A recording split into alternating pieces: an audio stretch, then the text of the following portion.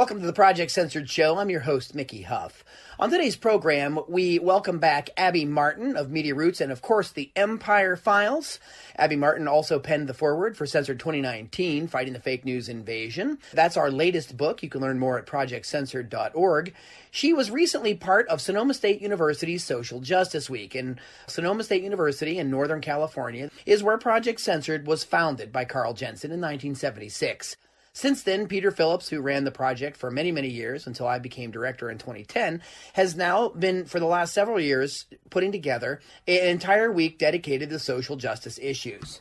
On today's program, we're sharing with you one of the talks from this year's Sonoma State Social Justice Lecture Series.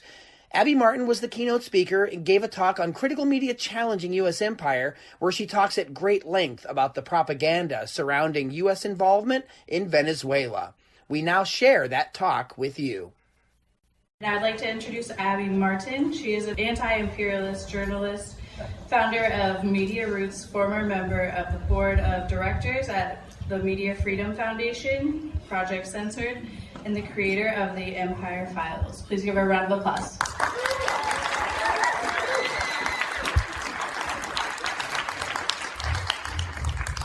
What's up, you guys? Thanks for coming out tonight and supporting this important event and Social Justice Week, and for supporting Project Censored. It's an incredibly important organization. It's how I actually got my start in media. I saw Peter Phillips speak, and I realized that if you're not getting involved in becoming the media, then you can't get your issue out. It doesn't matter what your issue is. Mine happened to be war, imperialism, and empire. And that's just what generated me to do what I'm doing today. So thank you so much again. It's an incredible honor to be here. My name's Abby Martin. I am the creator of a show called The Empire Files, which used to be on a Latin American network called Telesur. It's a conglomerate of Latin American states. Unfortunately, the show got shut down because of U.S. sanctions against Venezuela in the past year. So we had to go independent. And in the abysmal state of media, I think that's just the route that a lot of us are going now, where we're funded by donors and we're really just grassroots from the people's perspective, from the ground up. What we do at Empire Files is we analyze issues using the U.S. empire as a starting point, because I think every issue is really rooted in the heart of the empire. Here we are in the heart of the empire. We try to reclaim these narratives that have been set by the colonizers, imperialists around the world, right? How have these regions been shaped by empire? And every domestic issue we try to analyze through the understanding of U.S. empire as well. How are all of our resources squandered from the U.S. empire, from military spending? Why can't we afford health care when every other country in the world pretty much has that for their people? And we're spending more than the next 12 countries combined on our military spending. There's too many bases that the Pentagon doesn't even know how many bases that there are. There's things called lily pad bases that they can't even account for. So I think the number right now that we know is 800 military bases around the world. It's the largest empire the world's ever seen. And you don't hear about this on corporate media. You don't even hear the word empire being used. People think I'm talking about Star Wars when I explain what this government is doing around the world. It's pretty fascinating, kind of the historical amnesia and ignorance from the American public about what their government is doing around the world. I mean, just the interventions alone, usurping the democratic processes of countless countries. Looking at Latin America alone, the number is near 60. And I'm going to focus my talk tonight on, of course, the ongoing coup and how the media is really becoming just completely subservient to the ruling class and painting the propaganda framework for that coup. None of these things are allowed in the corporate media. The corporate media frames and limits the parameters of debate, a very lively debate within those very select parameters, of course. But you just don't hear about these things, right? You don't hear about the fact that half of this country is living paycheck to paycheck. You don't hear our politicians even talk about poor people here. So it's a dire state, right? And I think it's, as time goes on and as corporations become stronger and more consolidated, we're just seeing less and less media space for alternative outlets to really have a voice and to provide that counter perspective that's so crucial and so needed. So I was going to talk just generally about, how the corporate media serves empire, and we're just in the middle of one of the most egregious coup attempts in modern history, kind of coup by tweet in the social media sphere. And I think it's really important to focus on how the media is specifically manufacturing consent for war in Venezuela and use it as a case study for fake news. which Trump has kind of hijacked as his own term. And I think understanding the media line in Venezuela can help us understand more about how the corporate media functions, how it's an essential instrument for the US war machine and its proxies around the world. I woke up to corporate media censorship during the Iraq War. The propaganda was all intensive, it was wall to wall, and it was all consuming. But there still was this lingering fear of terrorism. There was still kind of the periphery, that deep-seated fear. 9/11 was still fresh. It was only a year and change previously that 9/11 had happened. This makes much less sense to me. Venezuela poses zero threat to the US, but for some reason we've kind of all bought into this notion that we're a benign force that tries to help people, even if it's led by Donald Trump in this kind of humanitarian mission. So it's just as uniform, though. Even though the propaganda doesn't stick as well as it did maybe during the Iraq War, it's just as blatant, perhaps even more so. And compare the coverage of Venezuela to Gaza, an actual dire humanitarian crisis, 2 million people caged in, 95% unpotable water. They don't have electricity. How is that not a humanitarian crisis? Are we now talking about invading Gaza to save and liberate the people there? So you really have to ask yourself when you're hearing these tropes, what does that actually mean? This humanitarian crisis, this notion that these people need to be saved by Western intervention. Look at Yemen. This is a humanitarian crisis that's the gravest in the entire world. We have tens of millions on the brink of actually starving to death, and that is being facilitated by the US empire. So it's grotesque. The hypocrisy is grotesque. And, it's so strange to me that the corporate media has this kind of faux dissent against Trump's domestic policies. But they've lined up to support this coup. And every time there's issues of war and peace, every time we're talking about militarism or expansion of empire, that's when the corporate media really comes out in full force to fight Trump from the right. You can look at withdrawing from the nuclear treaty that they called him weak for, that's setting us on the path of nuclear war with Russia. That he's weak for doing that. Or you can look at the fact that they were hammering him for talking about removing troops from Korea. Somehow they're arguing that we still need troops in Korea. So they were fighting him from the right on that. And then look at Syria, right? That was when he became president. That was when Trump became president, when he bombed Assad. So it's pretty astounding, isn't it? And every media outlet across the board paints the same picture about Venezuela. It's a starving nation. People are eating zoo animals, rats, and their pets, right? It's a brutal dictatorship where protesters are getting arbitrarily gunned down in the streets. And there's no democracy, and that's why this guy, Juan Guaido, is reclaiming democracy. This is a democratic measure to reinstate democracy in the country. But before we go further into these points, let's look at who is leading this coup attempt? Donald Trump. Reality star billionaire xenophobe who calls Africa a hole, implemented a Muslim ban, the most bigoted, misogynist racist, who's carpet bombing the Middle East. This is the man that Democrats and the media called unstable, potentially the next Hitler, yet they're lining up to support his quote-unquote humanitarianism in Venezuela. Mike Pompeo, he's an apocalyptic madman who thinks the rapture is nigh.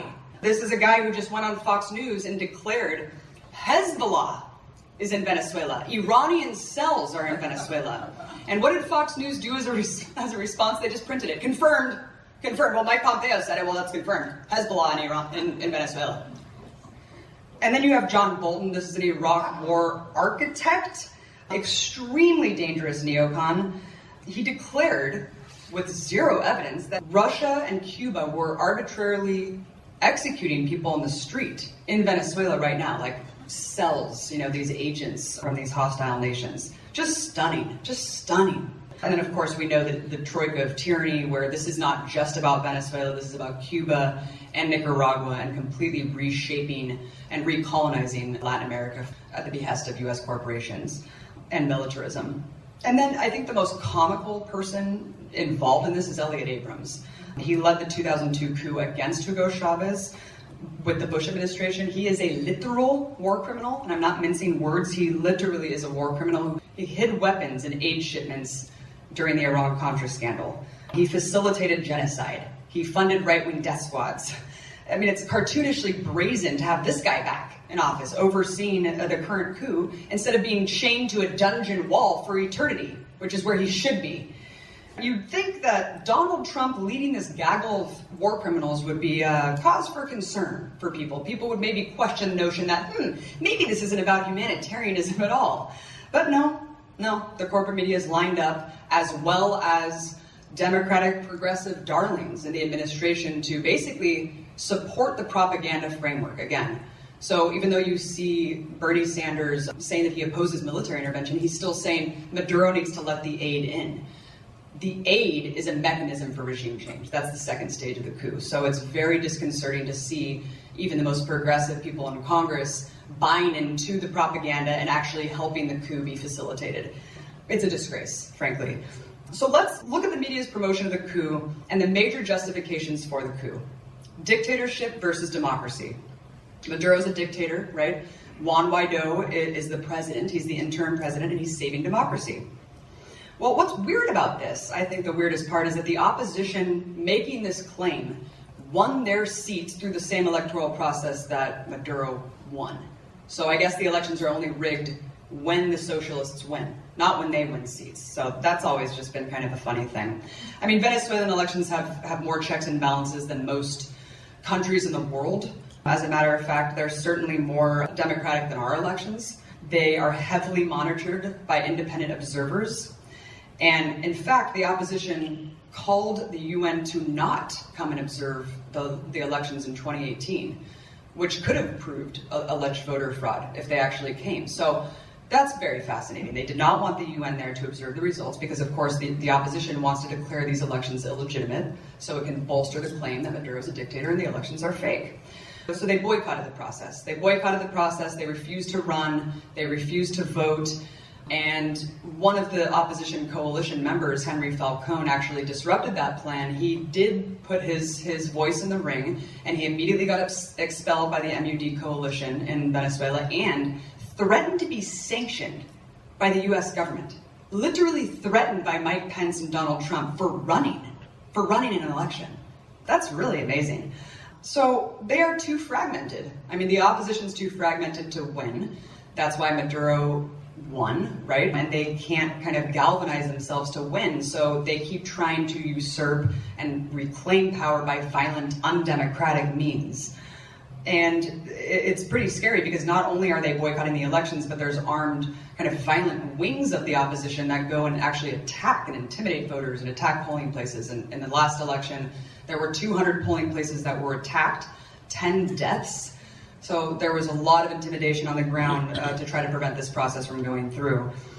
But at the end of the day, Maduro won. He won with 6.2 million votes, and he trounced the next person in line, which was Henry Falcone. He actually won with the same percentile that Barack Obama did in eligible voters. We're talking about 6.2 million votes in a country of 30 million with 20 million eligible voters. That's a lot. That's a lot given the economic crisis that exists.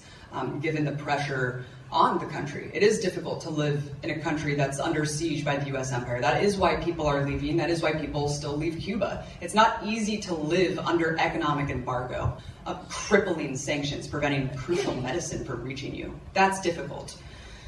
So there are many leftist, progressive socialists within the opposition. It's kind of unfair to paint the opposition with this broad brush and claim that they're all violent, they're all far right. But the opposition wing that is trying to take power right now is the far right. The second that Juan Guaido declared himself president, he immediately tried to not only expel Citgo's board, the state oil company, he tried to immediately pass a new hydrocarbons law, mass privatize the oil, which is odd. Because I thought this was like a starving nation that you wanted to go in and save, and immediately you're just doing legislation to privatize the oil. It seems like a weird set of priorities if you're really trying to go in there and save the day. Who is this guy? He's a 35-year-old man who's much more well-known in the elite circles of Washington, D.C. than he is in his home country. 80% of Venezuelans had no idea who the hell this guy was before he appointed himself king. He was studied under an IMF director at George Washington. And him and his mentor, Leopoldo Lopez, in the country are heavily backed by U.S. regime change fronts, the National Endowment for Democracy, and USAID. By 2010, international agencies such as these were pouring $50 million a year. $50 million a year into funding the opposition movement in Venezuela. Think about how much money that is. Think about how far-reaching that can go.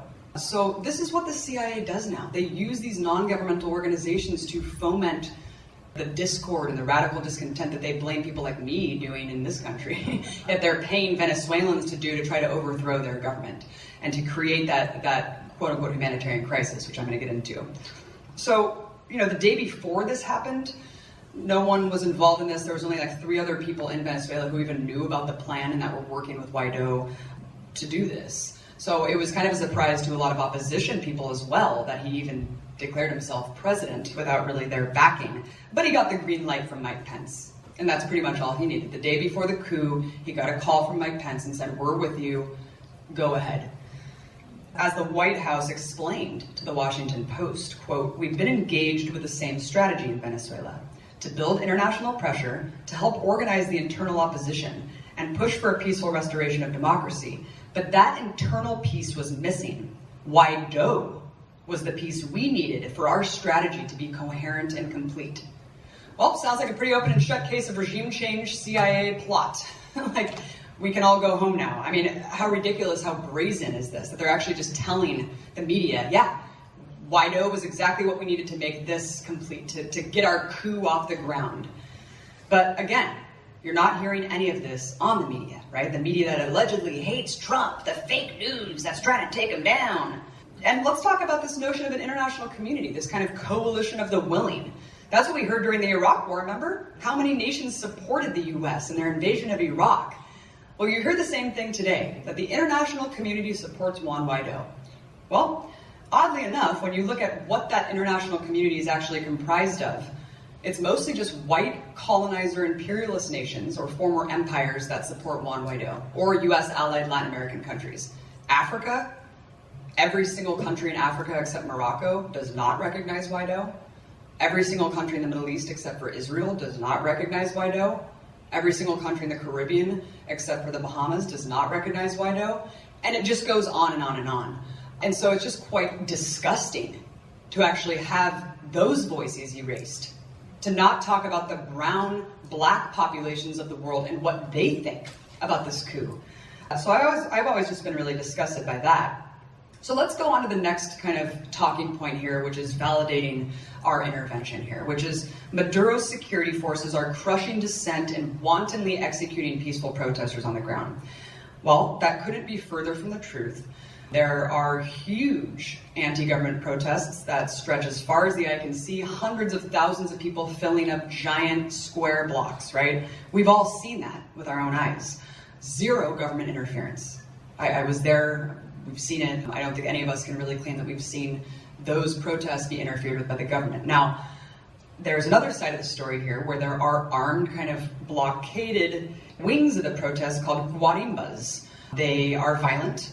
They are armed with Molotov cocktails, grenades, and bombs, and they do create a lot of violence. They burn down food distribution warehouses, they invade maternity clinics, they're attacking schools, hospitals, pretty much anything that can represent the Socialist Party and represents an enclave of the state, they will attack it. The second that they found out that I was working with Telesur on the ground, they threatened to lynch and assassinate me, and I had to flee the country. This is what they do.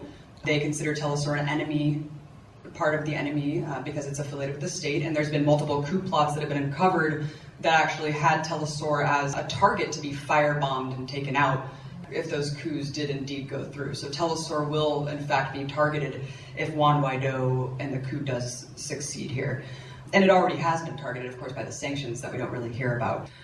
So I was there, I saw with my own eyes these protesters basically commandeering giant 16-wheeler trucks, pulling people out, burning them, setting up these huge street blockades. And that's pretty much where the majority of the deaths are. Whenever you see these statistics, 140 protesters dead, they make it seem like Maduro's going around and ordering the death of these people, which is also interesting because when cops kill people here, do we say, Obama's thugs went out and shot protesters? Like, no, you don't affiliate what the police are doing with like direct orders from Trump or Obama. So that's bizarre already, right? Like the talking point doesn't make sense, but it also is just false.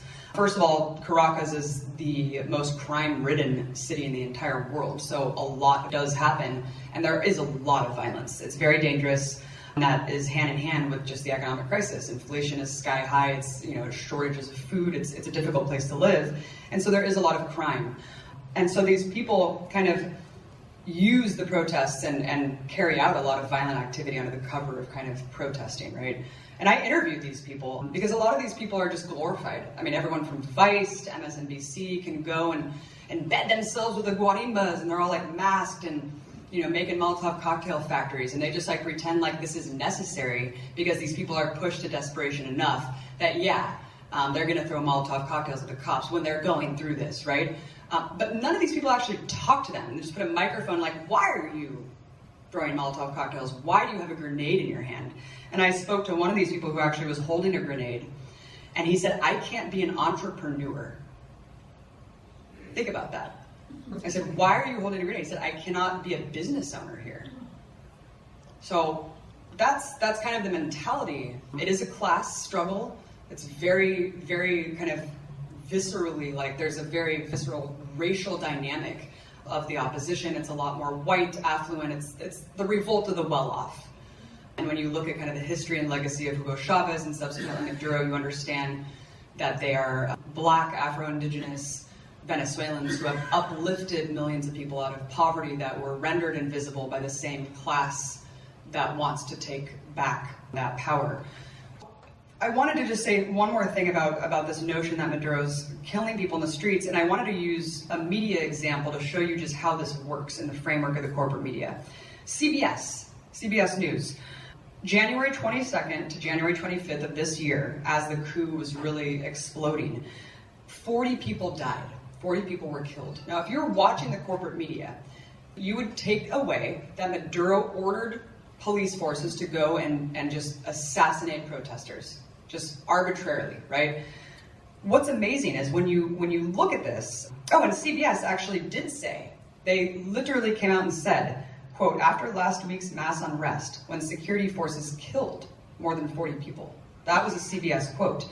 Now, amazingly, it's such a bold lie that they actually contradicted themselves in another article where they said the UN believes 40 died in different manners, including 12 killed by incidents related to looting.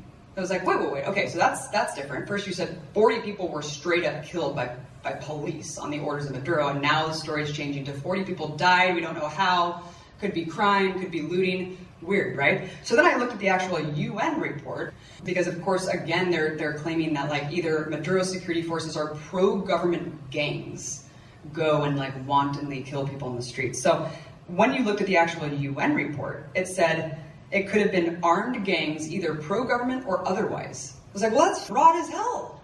So it could have been anyone, basically. It's just so disingenuous when you really try to dig further than the headline, and even dig further than that, like actually see the reports that these people reference. And even if the UN did say, we got reports that, these many people died by pro-government gangs, a lot of these sources, not only being fed to the corporate media, but also these non-governmental organizations like Amnesty International and Human Rights Watch are being fed by opposition people. The Chavistas are ignored. Opposition people, again, they are much more well-connected. They have a direct kind of line to the non-governmental organizations. They directly work with the US government. So of course they're going to be way more represented in the corporate media. That's just like by default of their presence, right? And I've talked to several Chavistas who will die for the Bolivarian Revolution. They'll die for Maduro. And they told me, we don't exist on the corporate media. They said, revolutionaries don't exist. And thank you for telling our story, because there are millions of us. And again, there are millions and millions of people who believe in this movement. It's not necessarily about Maduro. He is a surrogate for the Bolivarian Revolution that Hugo Chavez started, and that Maduro is simply carrying on. And they believe in that process. They believe in that process, and that's why they voted to continue that process last year. So it's pretty disgusting. Again, I hate to keep calling out Bernie Sanders and others who are basically saying that the last election was undemocratic and calling for new elections. They just had elections. They just had elections.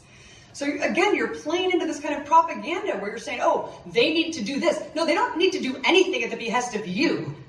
They're a sovereign country. They have their own constitution.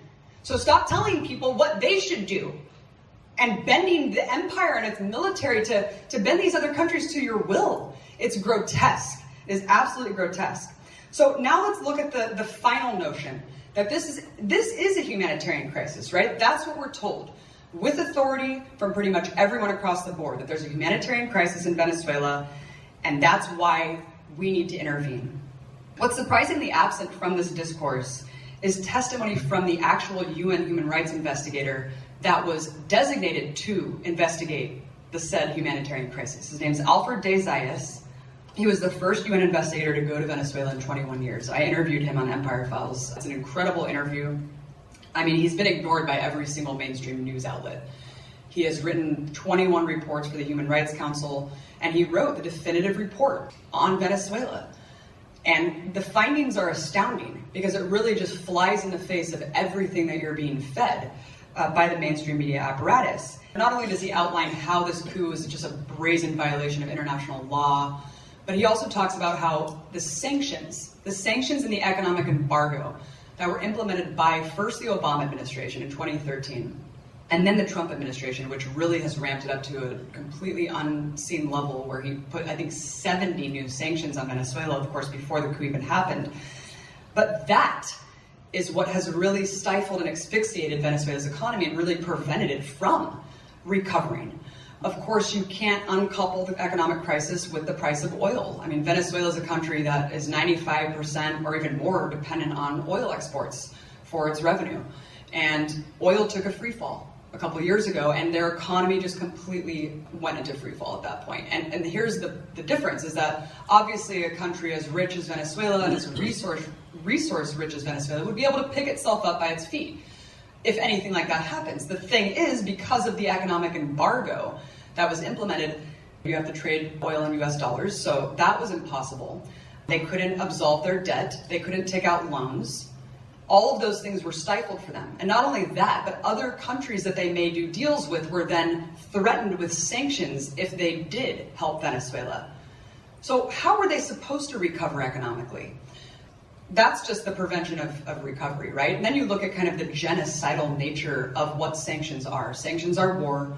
Look no further than the 500,000 babies that died from dysentery-related illnesses during the build up to the Iraq War, right? The first Gulf War.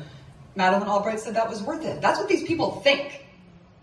500,000 kids is worth it for them to expand their hegemony around the world. That's sick. Sorry, I get really upset because it's just insane to me that this is happening again, and we're just going along with it. But these sanctions are genocidal. Alfred de Zayas talked to me about what the sanctions have actually done, and it's pretty stunning. In 2018 alone, 300,000 doses of insulin were prevented from being delivered to Venezuelans. Tell me if you know any diabetics who can survive without insulin. $1.65 billion blocked for the payment of food and medicine. $7 million for dialysis treatment for children. That's the nature of these sanctions. They're not for corrupt government officials. They are affecting and hurting the most poor, vulnerable Venezuelans that are then being used as a cynical talking point, as a precursor to invade and to military intervene. I mean, it's really cynical. And when you start to kind of realize this egregious inhumanity and immorality of the economic war, you realize how fake the notion that we care about humanitarianism in this country. Let's just talk really quickly about what happened last weekend. There was this insane escalation at the border. Of course, the coup has been attempted for the last month. It has been failing. The resilience of the Venezuelan people is profound. Again, they've been trying to overthrow this government since the election of Hugo Chavez, and they have failed dozens of times. Think about how crazy that is, pouring $50 million a year to try to create this revolution within the country. Imagine how much money, like if Project Censored were given $50 million, imagine what we could do with that. I mean, it's just crazy that shows you how strong the people are. I mean, the resilience of the people is just unbelievable. The fact they have resisted this effort, and they've resisted this latest effort as well, despite, again, the fact that a lot of people are upset. The economic war is very real. Anyone who's honest about Venezuela will tell you, yeah, it's not that there's a mass shortage of food, there's shortage of particular food items. Flour, toilet paper, toothpaste, butter, things that are very crucial to make daily things for Venezuelans. So yeah, it is hard, people are leaving, but it's the people who can afford to leave. And so again, they're using the people who support Maduro, which is the poor masses, as the reason, as their tool for this entire regime change mantra. Now, what happened at the border was stunning. And we're talking about tech giants too. I mean, I saw every hour there was another Twitter moment where it was like, what happened at the border? And so you have Marco Rubio alongside the Latin American allies, Ivan Duque, the president of Colombia, he's another proto-fascist, who's with Marco Rubio at the border, with Juan Guaido, their little puppet, staging this concert with Richard Branson. Like, what in the hell was that? That was nuts, right? But here they are at the border. By the way, the bridge on the border that they were trying to say that they were going to let this aid in was like an unused bridge that hadn't even been finished built yet. But the media was just circulating it saying, look at how crazy this dictator is preventing his aid from coming in on this bridge. It's like, well, first of all, this is a hoax. The bridge isn't even in effect. So why are you doing this? But also, all right, let's talk about what happened at the bridge over the weekend. They lined up all of these USAID trucks. By the way, the Red Cross will have nothing to do with this. They call it a political stunt and a faux kind of attempt for regime change. Now that's pretty crazy because we know the Red Cross is not like a radical organization here. I think if the Red Cross is not wanting to do something, you should probably take heed of that. So Marco Rubio, his little fascist cabal at the border, just trying to foment this like hysterical crisis, right? They tried several things. First of all, you have John Bolton trying to encourage defectors from Maduro's army. He's literally trying to bribe them. He's like, we will give you money. We will not sanction you. Please leave the army and defect. So the first thing that happened on Saturday, I think it was, because they gave him a deadline. He was like, if you don't let the aid in by Saturday, then like we're gonna make it come in whether you like it or not. So it was like clear, blatant threats of a war escalation. Then you have, U.S. militaries built up in Puerto Rico and other staging grounds to basically just openly threaten Maduro. So 3 armored vehicles just charged full force at the aid barricade into groups of civilians, and they had to like dive out of the way. Those people were hailed as heroes in the media. The Colombian Border Patrol immediately took them in and said, you're ours, and immediately protected them. What's funny is that if people did that here, they would be called terrorists, driving trucks into crowds of civilians at full speed. There, they were heroes. They were heroes defecting from Maduro's army. So that was the first thing that happened. And then the second thing that happened that you guys probably saw if you were tuned into the media was that, quote unquote, the regime burnt the aid trucks. That the aid trucks were set on fire by Maduro and his forces. Well, if you look at an aerial shot of the bridge that these aid trucks were on, they didn't even get close to the Venezuelan side. They were actually just surrounded by these kind of guarimberos toward the Colombian side. Again, masked militant wings of the opposition protesters who were making Molotov cocktails in a literal factory over there. Like even Bloomberg caught this on camera and they're like, oh, there's a Molotov cocktail factory. And you can see footage of one of the guarimberos throwing the Molotov cocktail and the aid truck explodes. So this was just repeated ad nauseum with zero question whatsoever. The regime lit the aid trucks on fire. What are we gonna do about it? That's how crazy these people are. They're burning the aid. I mean, it was just nuts. It's just absolutely insane. Zero evidence. Zero evidence. And then so when this didn't work either, right? So this didn't work. This human chain that they said was going to barge into Venezuela and feed the people, feed the starving masses. There was barely anyone there except these kind of militant protesters at the end of the day. No real protesters, no starving masses, no one who was just really legitimate, trying to do this stunt alongside with these U.S. proxies and people like Marco Rubio. So they were so desperate at that point that Marco Rubio just went on some bizarre, unhinged Twitter rant.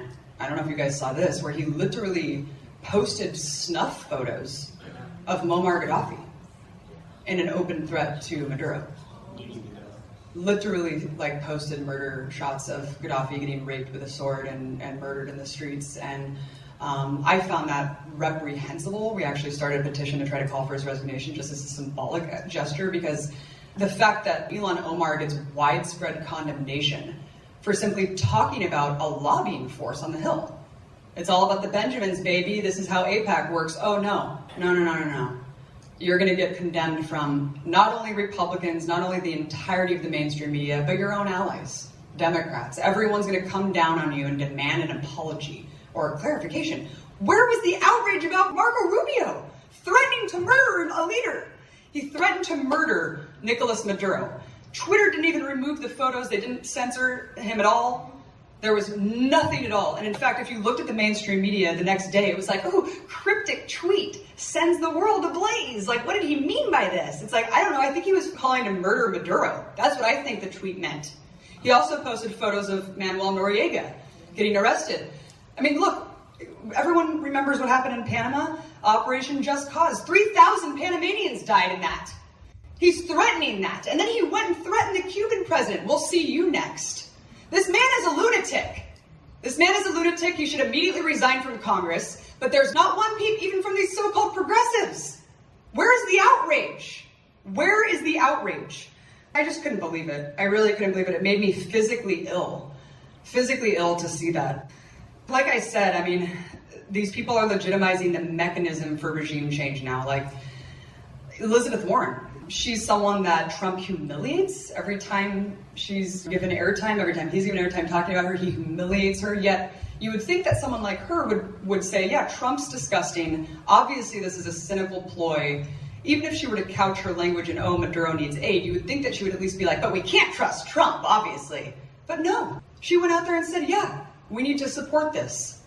So it's just very surreal, isn't it? It's kind of revealing that there really is some sort of deep state apparatus that supersedes the partisan politics. And whenever there's kind of this opportunity that arises of a neoconservative regime change plot that has been in the works for decades, everyone lines up in uniformity to make that happen. And it doesn't matter what else is going on, that will happen. And we're seeing it unfold right before our eyes. So again, Maduro is receiving aid. He's receiving aid from countries that are not trying to actively overthrow him. That's the difference. So Bernie Sanders had a town hall. Two of the questions, this shows you how insane our corporate media is. Two of the questions at the town hall were about why won't he call Maduro a dictator? Two questions. Can you imagine? At a town hall about becoming president with dire issues in this country, failures, complete failures. And he had to be put on the spot twice. And it wasn't just that. The next day after this town hall, that's all they talked about on CNN. Why didn't he call Maduro a dictator?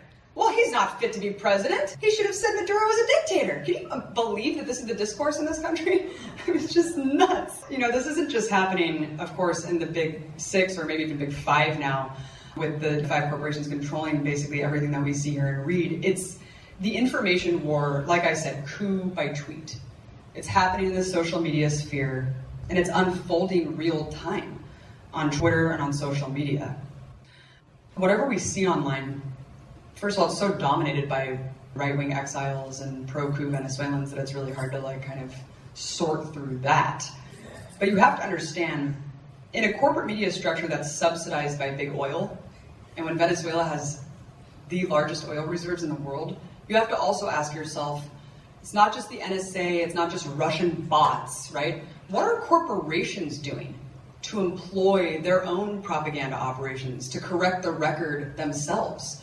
We know from back during the BP oil spill that Dar Jamal, I think, found out that BP was employing bots, hundreds of bots, to just confuse people online, to take people down who were trying to fight BP.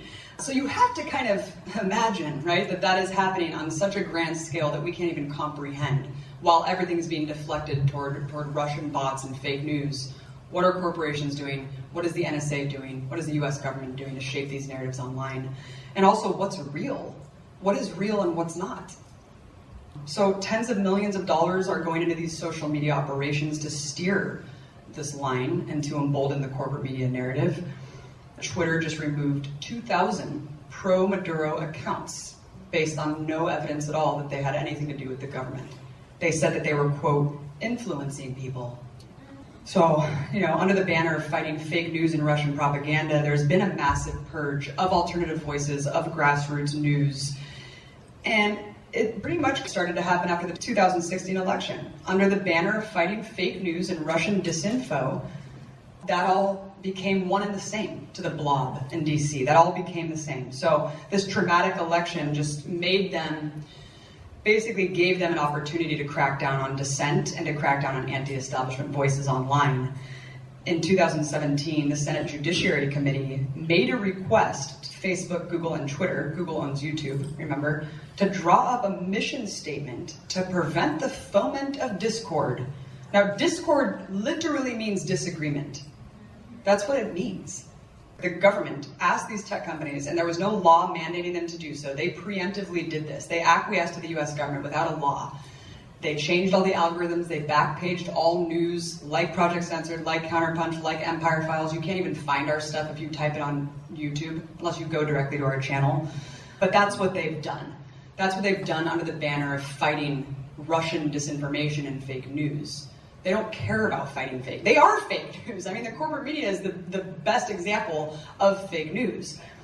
But if you criticize the US in any way, you're fomenting discord, you're fomenting radical discontent, and you're a useful idiot for the Kremlin.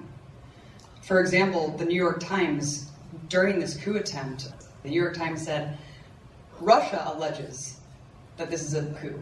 Russia alleges that this is a coup. So that's a Russian talking point, that this is a coup. Like, that's how far gone we are. And of course, if you know anything about the New York Times, you know they've supported every coup in history.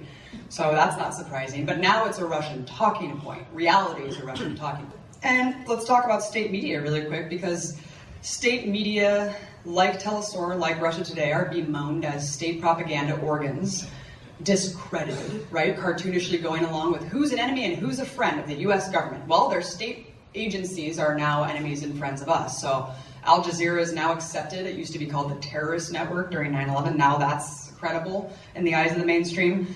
BBC, France 24, they're fine. RT, Telesur, bad.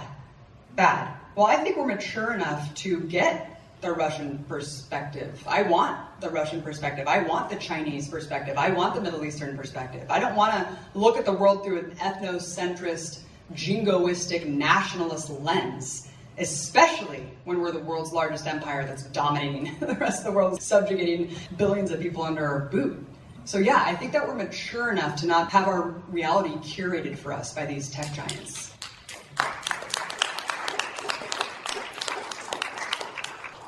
The fascinating thing about this whole argument, corporate versus state media, is that there's obviously way more freedom at agencies like Telesur and RT. I mean, that's pretty obvious, because you look at the corporate media.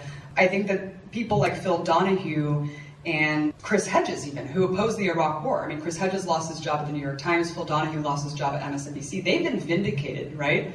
The Iraq War, biggest crime of the century, 1 million plus Iraqis dead, destabilized an entire region. They were vindicated, yet they were fired and punished. The people who sold us the war, the neoconservatives, the Iraq War architects, they were rewarded. They're back, baby. They're back with a vengeance. They've never been bigger. Bill Kristol has never been more famous and popular. It's pretty amazing. So the corporate media rewards the propagandists. They reward the war criminals, right? Again, subsidized by defense contractors. That's why you see commercials for Boeing and Lockheed Martin when you're just like eating dinner. I mean, we're not buying tanks, so what the is that? So, I mean, it's just such an obvious reflection of who owns the state. You know, why does the corporate media echo the Pentagon? Why? It's not state media. It's not state run. Well, it's a corporate state. It's an oligarchic corporate state. And the interests of those corporations are reflected in the government, right? And that's what the government exists to do. They represent the 1%. They're there to protect and serve the capitalist class, the 0.1%. They're friends and buddies. I mean, I lived in DC for years. I know how it is. It's all about access. It's all about access. People are not paid to lie. People join these organizations because they're the, quote, right-thinking journalists. They are groomed and institutionalized in these elite universities and journalism schools, and then they go into these institutions believing in American exceptionalism. They believe in this stuff. And so they call me an activist journalist as if that's like a demeaning slur. But the thing is, they're activist journalists. They're activists on behalf of the US empire. They do activism to protect the corporate line. That's the difference. I think that even during the Iraq War, like I introduced this talking about, is that there seemed to even be more diversity during the Iraq War, and I think that it's been consolidated ever more. It's becoming worse every year, and it's reflected in the state of journalism. It's never been more dire. And again, not just the media, but of course in Congress as well, there is no difference of opinion, right? The critique for Trump is coming from the right. It's the critique from the war machine. It's the critique from the generals. Even in Congress, with as much diversity, we all hear about how Congress is the most diverse in history. Well, you really can't find a diversity in opinion about the US war machine, about empire, about ending the 800 bases around the world. Why? Why is that? Simply put, none of this would be able to happen without the media. The US empire is flailing, especially with someone as obtuse as Trump. It is losing its footing, at least its trust in the rest of the world. I'm not looking forward to seeing what the US empire is going to do when it is dying and in the death throes. But none of this would be able to happen so far without the media. Without the media apparatus that paints itself as free. It's constructed and manufactured consent for every single regime change operation, and it will continue to do so. And because of this uniformity and lockstep narrative, even the left, progressive outlets, are so wishy-washy on Venezuela. They're all taking this fake middle ground that literally does not exist. If you talk to Venezuelans in the street, no one's gonna say, oh, I don't know. I mean, Maduro's a bad guy, but people are like, we don't want the US here. We will die for the revolution, or, Maduro's a dictator, we'll die for the revolution. That's what it is. That's why a civil war is possible. It is a very stark reality, because that's how divided the country is. So for leftists and people to kind of sit on their ivory towers here and to say, oh, Maduro should have done this, you should have done that, that's not how Venezuelans are thinking. So it's pretty gross to kind of pontificate or be on the record pathologizing the evilness of Maduro before you need to denounce regime change. Don't fall into that game. Okay, they do this every time to us, where you first need to denounce Saddam, you need to denounce Maduro, before you can denounce the US government's economic war that's killing people. We're American citizens, that's our duty. If we can't do that, then what good are we? So sadly, civil war is not the worst possible scenario in Venezuela. Sadly, a US military intervention, a just cause 2.0, is the worst possible scenario here. And guess what? It's very likely to happen.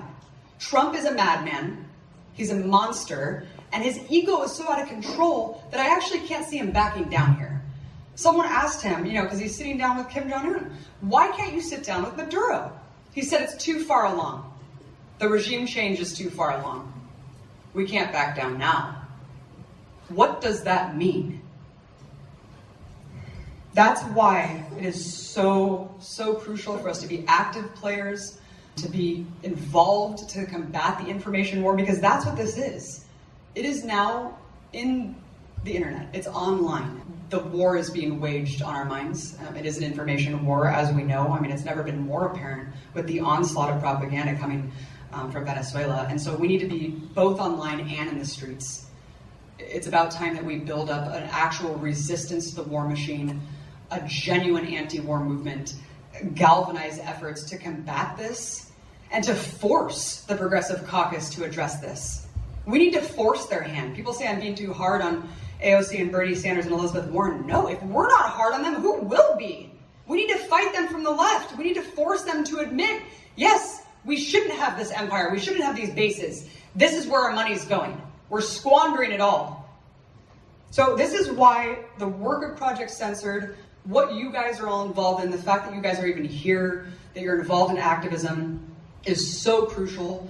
The work of independent journalists, independent media, like Project Censored, like Empire Files, are so crucial to support and follow and get involved with. Be a part of this. It's enlightening. It's a beautiful thing. It's the only thing that really gives me hope, frankly, to link up with like minds and to understand that we are doing what we can do on a daily basis to combat this. And it is working, by the way. I meet people every day who say, because of your work on Venezuela, now I understand it. I mean, it gets out there, and we are doing our part as much as we can, and we all need to be a part of this. But it is daunting, right? I mean, the corporate media control, the consolidation, the text censorship, it's very daunting. But it's a sign of how much grassroots efforts have been able to build up. They've been threatening the hell out of the establishment. And that's why they're doing this, obviously. They know how much of a threat we are. And with the internet, with this egalitarian notion that you can be just as big as CNN, you can combat these narratives and reach the same audience levels. That's what scares the hell out of them. That's why they're locking it down. But we just need to keep going. We need to keep going. Everyone here is involved in doing something very important. Media literacy, social justice work. It's the most critical time for the future of our planet. And with people like you, we are all truly, truly trying to combat, while we're in this regressive, abysmal dystopia, we are all trying to push forward and create progress and create change. And we are active in fighting on the front lines because this is a war for truth. It is a war for truth. And no matter how much they want us to feel alone and isolated in our beliefs and activisms, tens of millions stand shoulder to shoulder to us, with us. The truth will prevail, and the more we lift each other up and embolden that truth, the weaker the U.S. empire will become. Thanks so much, you guys.